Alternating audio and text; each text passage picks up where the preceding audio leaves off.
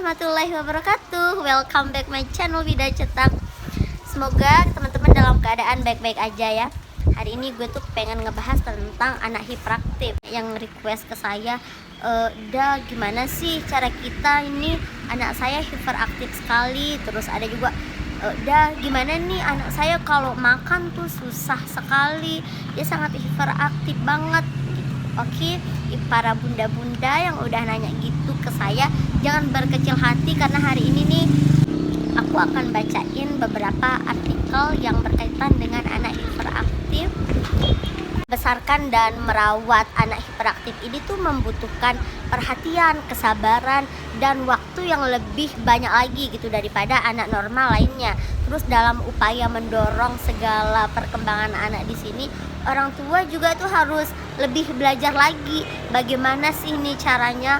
Ternyata gue tuh punya anak hiperaktif gitu. Kondisi hiperaktif ini sendiri tuh nggak ada penyembuhannya sebenarnya, cuman kita tuh bisa melakukan hal yang lebih mengontrol lagi gitu. Gimana nih cara kita mengontrolnya? Kita bisa melalui segala dukungan, kontrol lingkungan kita, terus dari pendidikan anak kita juga bisa menerapkan disiplin positif kepada anak kita. Jadi ketika dia melakukan sesuatu hal yang membuat kita lebih bangga gitu, jadi ketika anak menaruh tertingnya sendiri, maka kita harus berterima kasih pada saat itu. Itu juga bisa membuat dia dihargai. Anak yang hiperaktif itu kan dia tuh nggak ngontrol jarak kelakuan dan ruang geraknya gitu kan.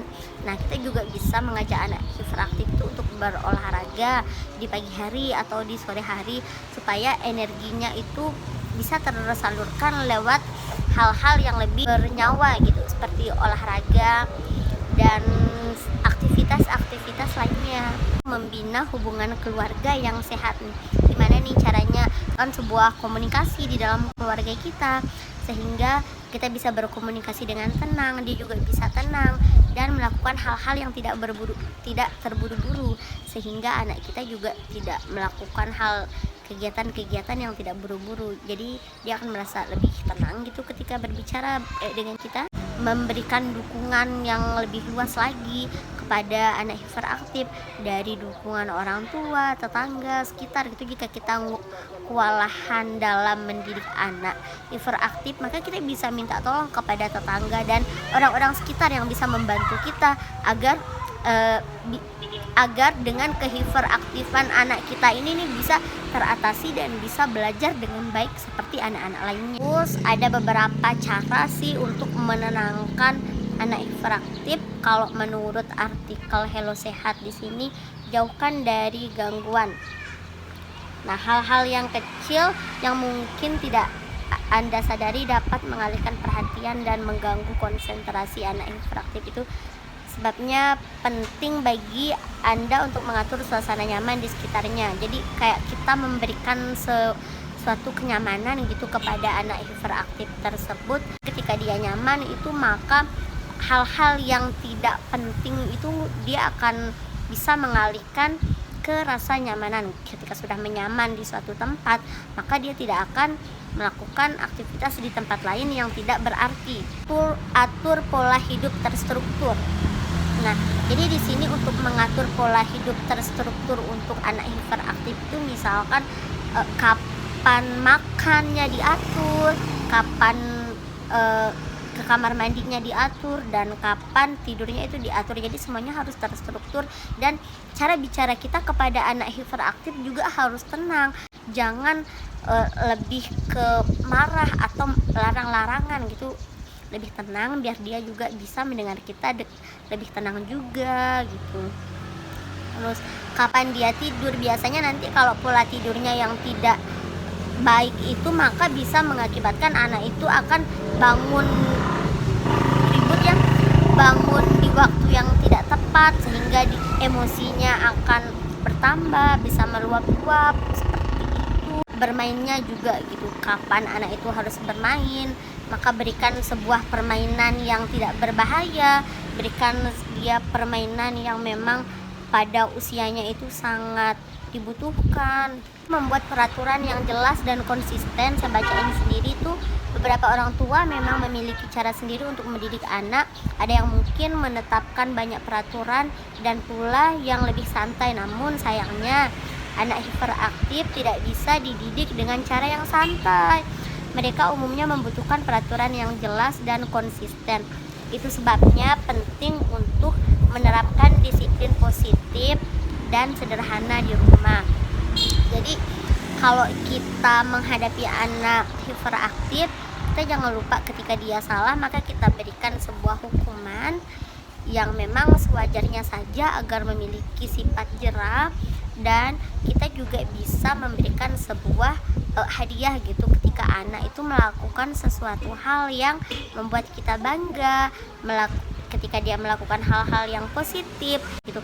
Tapi kita tuh harus konsisten gitu kepada hadiah dan hukuman tersebut. Ketika anak sedang misalkan di dalam suatu kondisi anak itu sangat rewel dan meminta sesuatu gitu, di sana kita berikan sebuah pengertian. Nah ketika dia tidak mau, ada beberapa hukuman lah gitu.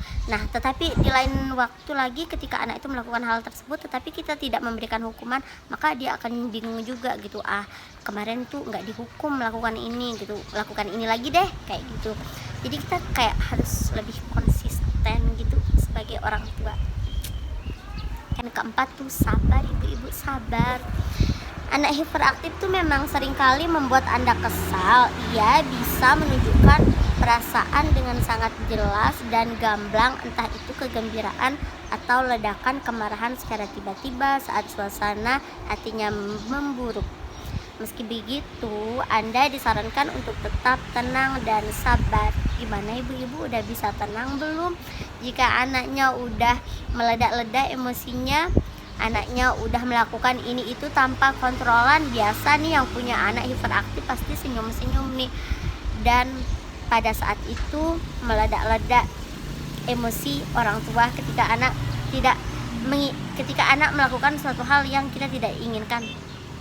Pasti apalagi di saat ribetnya suasana hati orang tua, ini juga bisa mengakibatkan meledak-ledak nih emosi orang tua. Jadi di sini kita tuh kayak disaranin untuk tenang gitu ya.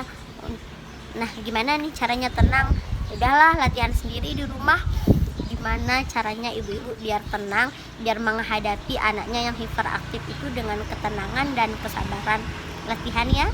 Memperhatikan makanan yang dikonsumsi. Sekarang tuh banyak banget konsumsi makanan-makanan, jajanan-jajanan yang tidak sehat. Jadi usahakan kita memberikan anak kita yang terbaik.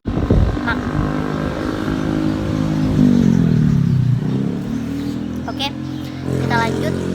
Kita tuh memberikan anak kita makanan-makanan yang sehat, yang bagus gitu, yang sesuai kebutuhannya. Sekarang tuh udah 4 sehat 5 sempurna itu udah diganti dengan apa ya, kalau nggak salah, kalau yang ingat 4 sehat 5 sempurna itu diganti dengan apa, silahkan komen aja nanti ibu-ibu, soalnya saya lupa. Oke, mungkin sampai sini ya pembahasan kali ini dengan tanpa belajar dan membaca artikel. Mungkin ibu-ibu itu lebih tertarik dengan suara saya, makanya nggak malas baca artikel, jadi saya bacain artikel pada kali ini. Oke, baik, terima kasih. Jangan lupa like, comment, and subscribe.